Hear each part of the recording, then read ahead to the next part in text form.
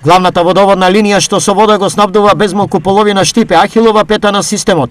Дефектот од Макеска го потврди тоа, конечно ставајќи го јавното предпријатие ИСАР во голем предизвик. Екипите на јавното комунално предпријатие веќе неколку часа работат континуирано на отклонување на овој дефект.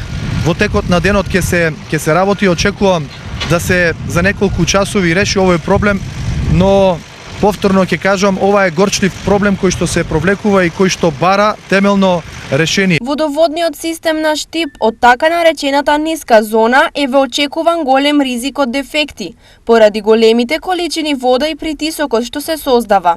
Дотрееноста на материјалот е основна причина за овие дефекти. Потенцираат експерти од хидрологијата. Пред комуналците и општината стои огромен проблем, што сосема е јасно дека тие сами не можат да го решат, доколку не се најде генерално решение. Ова подразбира итно активирање на парите од самопридонесот или друг извор на пари, со кој ќе се отпочне замена на водоводната мрежа. Впрочем, главната главоболка и за комуналците, но и за штипјани се токму овие цевки, стари над 30 години.